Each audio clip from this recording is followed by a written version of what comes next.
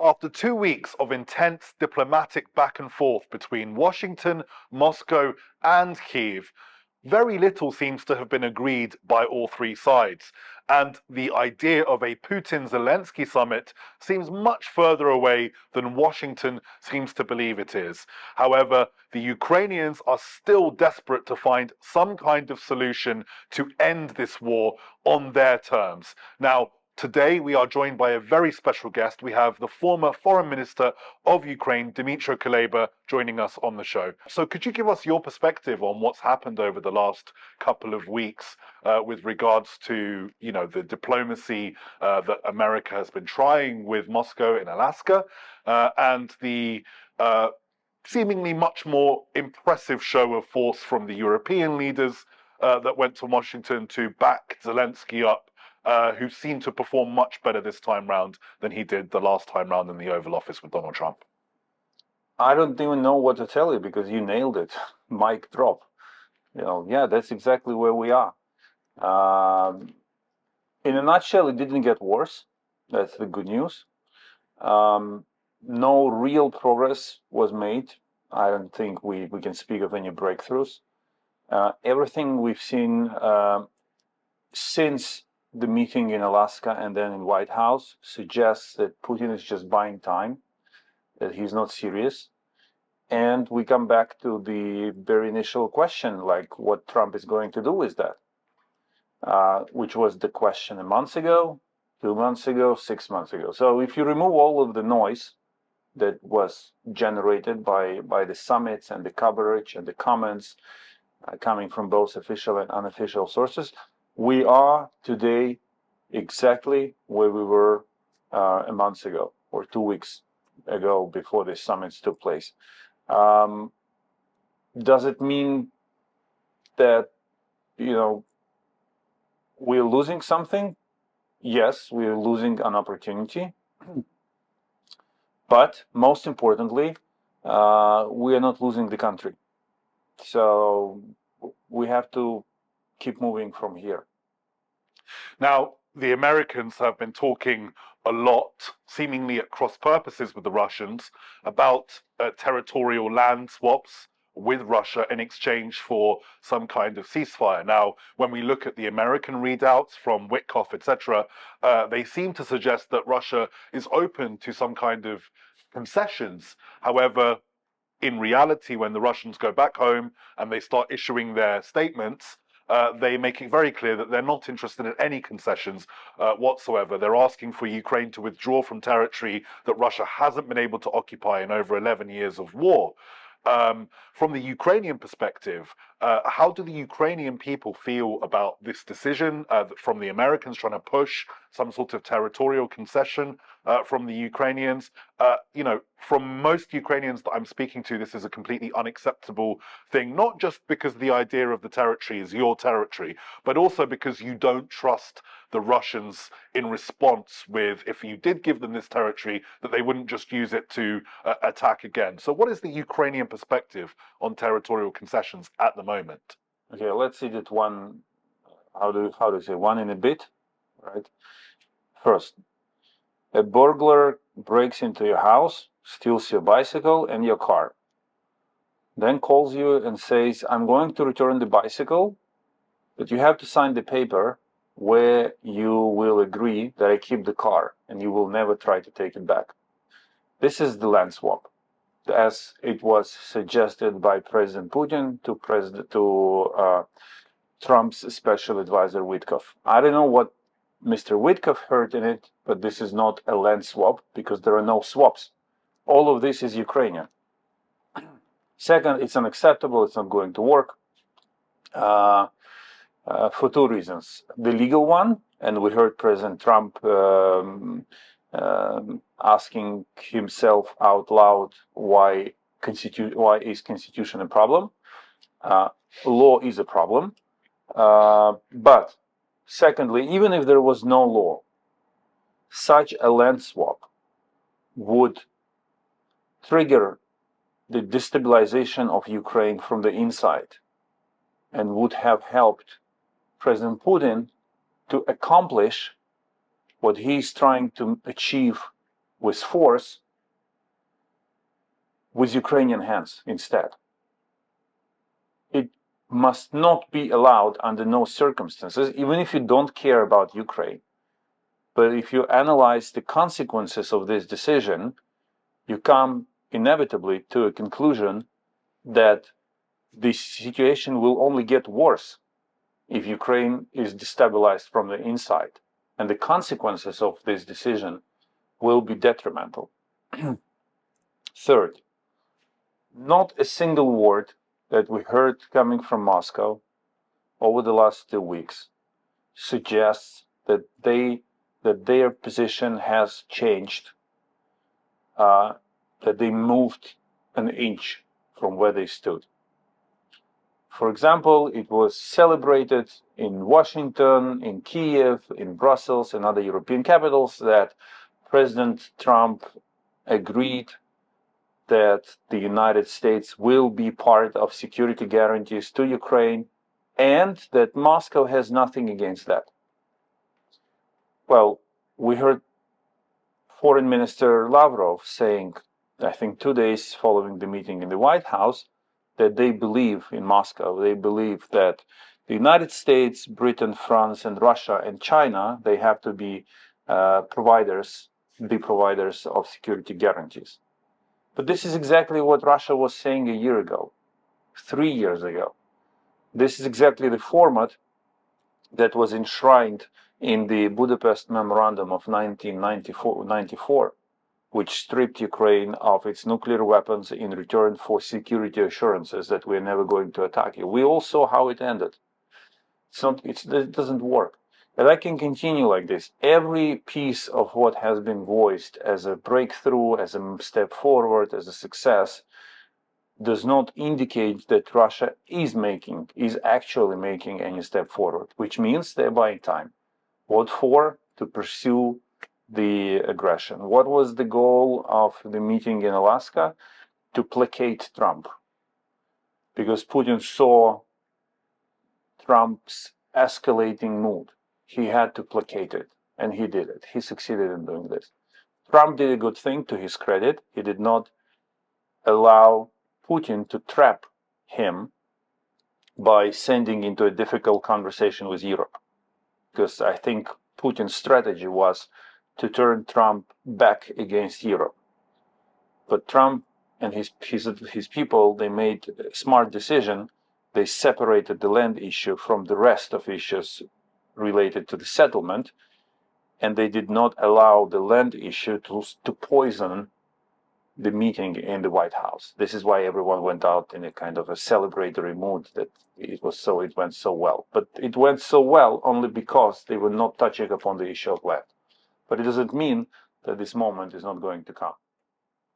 So you seem very clear, and you aren't the only one, of course, that Russia basically has the same position that it held in those Istanbul conversations in 2022. Now, you were obviously intimately involved with those discussions. Some people sympathetic to Russia in the West, in my country especially, have a very warped view of the Istanbul negotiations. They seem to believe that Ukraine and Russia were on the verge of an agreement, a peace deal, and that Russia was about to withdraw, and that the Americans and the British came along and stopped it. But the demands that the Russians made in 2022 are the same demands that they're making today, that they keep all the land, that there was no withdrawal on offer, that they still wanted regime change in Ukraine. They still wanted Ukraine to be subjugated to Russian interests. So could you tell us your perspective on those 2022 conversations, and if anything at all has changed from the Russian perspective since 2022? Okay, guys, where to look at? Guys, you can believe whatever you want, okay? You don't have to believe me, because if you watched the videos and read the articles, I'm sure you have your very strong opinion on that. But I can tell you how it was, and then you will decide whether to stay with your views or to align them with reality. The agreement that Russia and Ukraine brought with them to Istanbul first was the acceptance of Russian ultimatums. It was not a deal where each side's interests are secured. Second, there was no document that would be signed within the legal procedures that would allow to consider it as a valid document. And third, ask yourself a very simple question. If Russia was so much willing to end the war in April 2022, why did it attack at all in February 2022, like 2 months before that? I mean, switch on the logic. I'm sure it's very easy to do. Second, the most I must commend, and I don't do that every day, I must commend Russia for selling the story of bloodthirsty Americans and Brits prohibiting Zelensky from signing the deal and ending the war to the whole world. Everywhere I went, everywhere literally, in Asia, in Africa, in South America, and also in some European countries, there would be someone who would tell me that story. It's a perfect sell. I get it. Yeah, they have to be commended for that. But it's just not true. First, everyone who knows Zelensky, like not from the TV screen, but who knows him, understands that if you come to him and tell him to drink tea, he will order coffee. Okay. So if there was anyone who would come to him in April 2022 and said, Volodymyr, could you please continue fighting until the last Ukrainian, because we, bloodthirsty Brits and Americans, want to destroy Russia with your hands, he would have done completely the opposite. He would have called the Russians and said, we need to make a deal. Okay? Second, if the West had the slightest chance to end this war in spring 2022, they would have leaned on our shoulders. They would have nailed our hands to the table and forced us to do it. Because this war was not in their interest. And finally, Istanbul did not work for a very simple reason. When the war broke out, you know it, there was not a single soul in the world that believed that Ukraine would survive. Not a single one.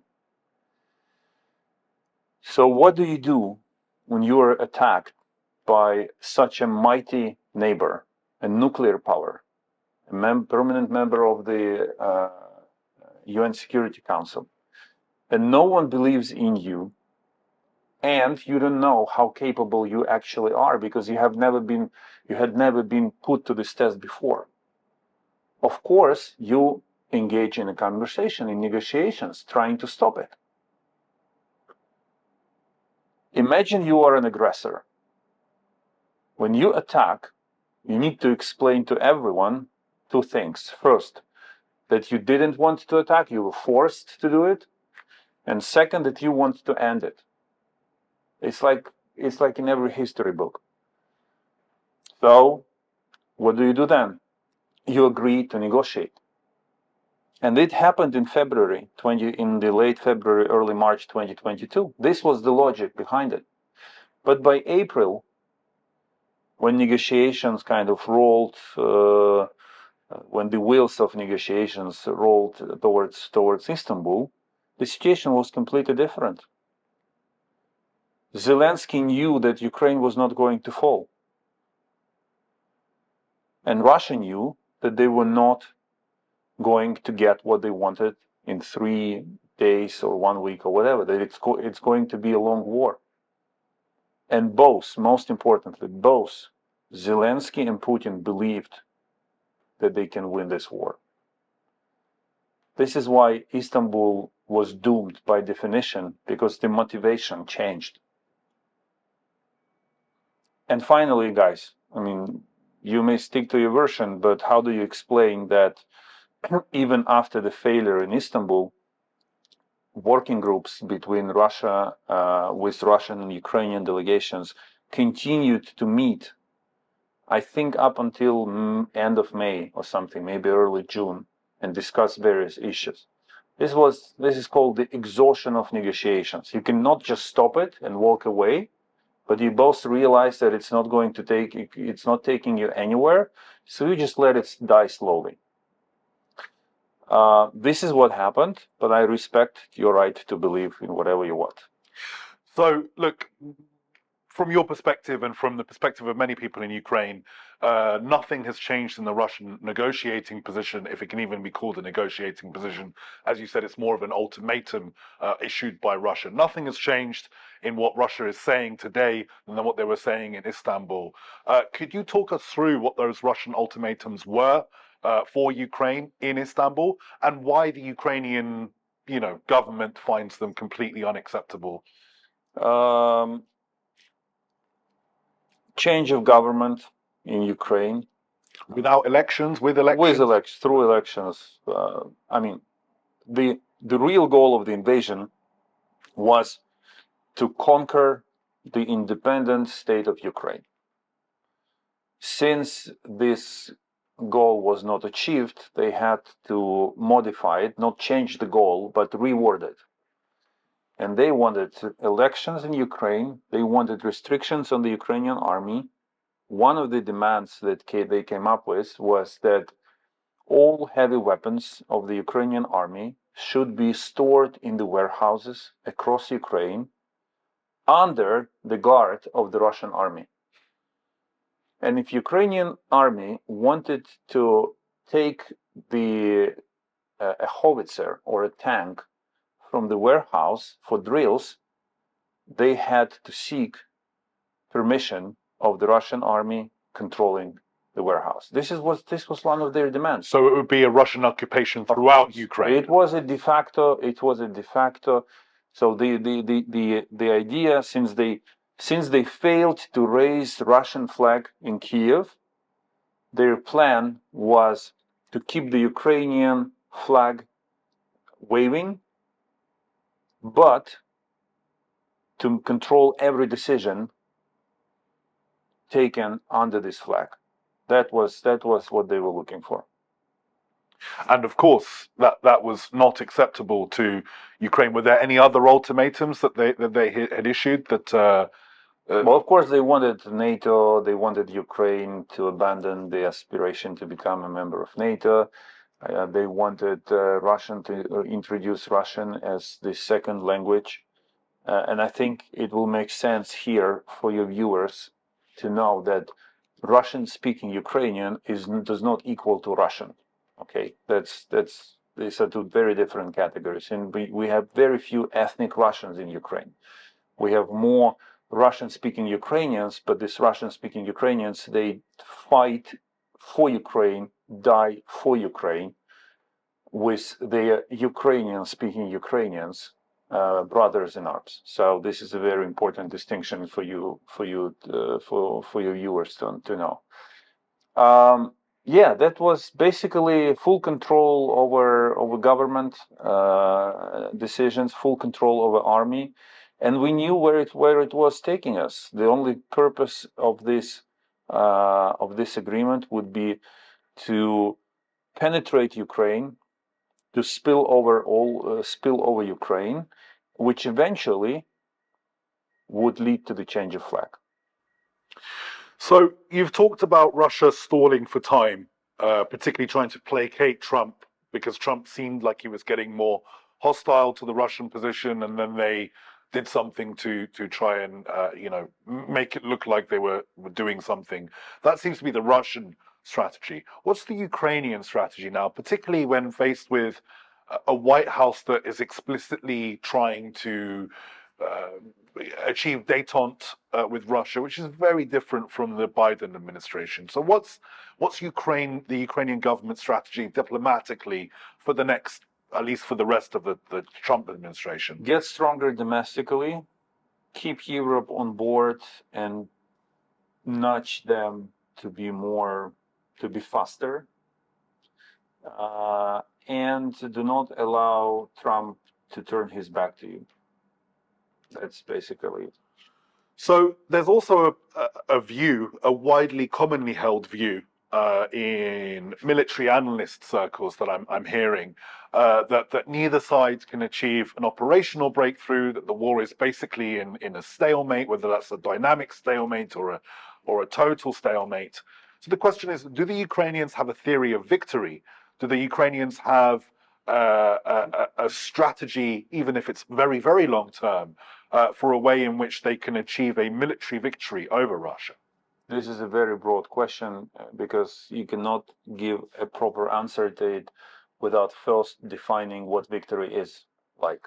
Pushing the Russians back to the 2022 line. That's not going to be the victory and the end of war, because Russia is not going to stop. I mean, everyone, this is the mistake that we made in 2022 as people, is that the notion that once we reach the 1991 border will mean both the end of war and victory became a mainstream. That was the mistake, because when if we reach the 1991 border, that will be neither victory nor the end of the war, because Russia will simply regroup and strike back, and the war will continue. To me, victory is existence of the Ukrainian state as a sovereign European nation belonging to the West in a broader sense, and the acceptance of this fact by Russia. So the strategic goal that we have to pursue is that to create circumstances when Russia will accept the futility of its effort to destroy Ukrainian statehood and prevent it from becoming a part of Europe. How do we get there? Through war, through sanctions, through defense, sending weapons, through diplomatic ballet with Russia. We do not dance ballet anymore, but the United States and the United States can do that. In fact, I think that in the current setting, the division of roles is helpful to this strategy. I do not view President Trump's engagement with President Putin as absolutely unacceptable and negative for Ukraine. Someone has to do that dancing with him. But of course, it carries its own risks. But in principle, it's not a bad thing. So this is the strategy, and we have to come to an understanding that today, neither Russia has the capacity to take all of Ukraine, nor Ukraine has the capacity to take all of its lands back militarily.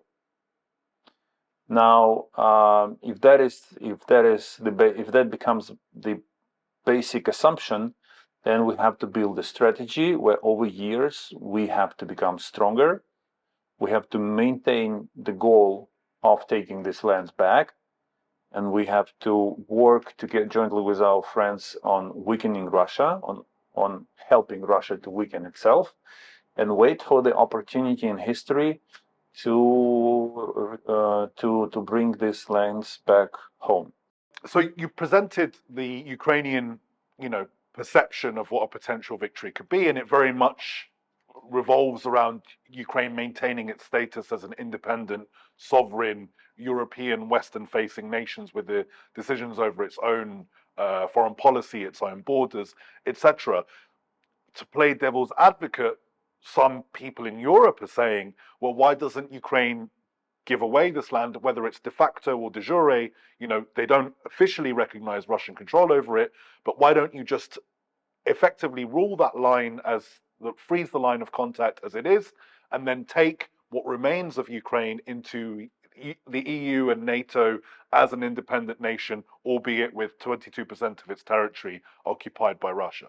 Because President Putin has not yet accepted the right of Ukraine to exist as a sovereign and European nation.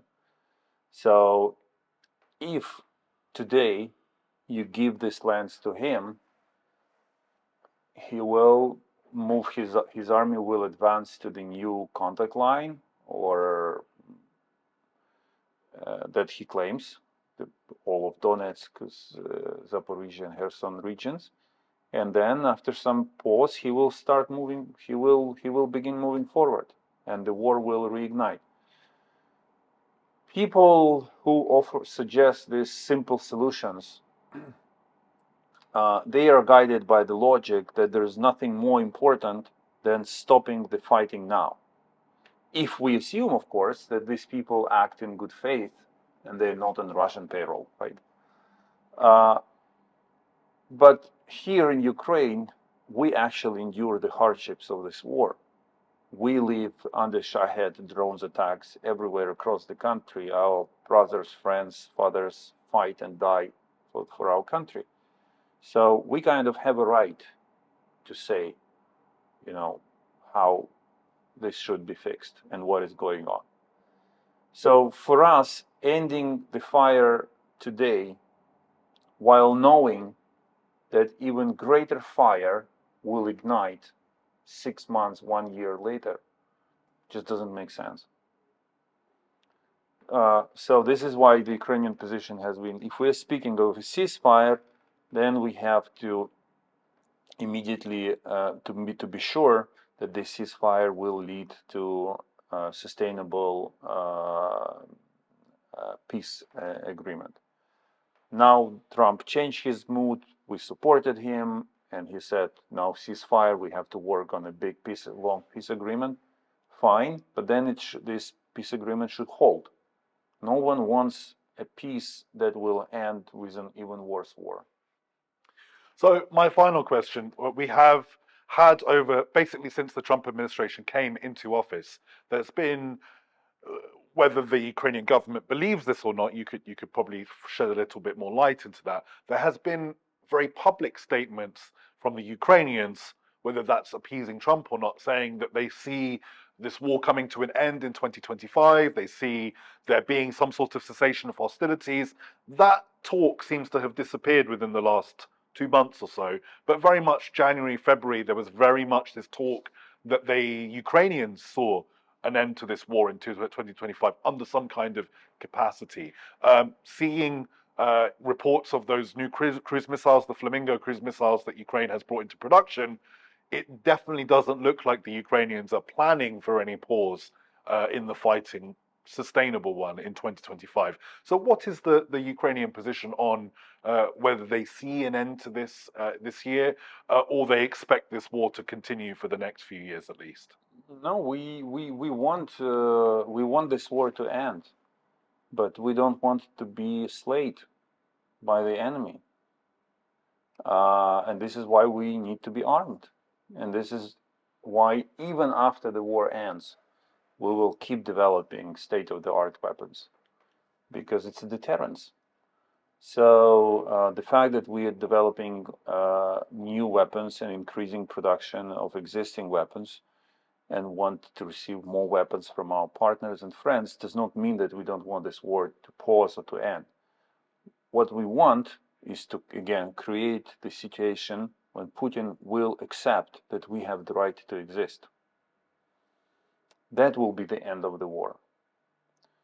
As long as this is not the case, we will appease President Trump by saying that he's our only chance to end the war by the end of this year.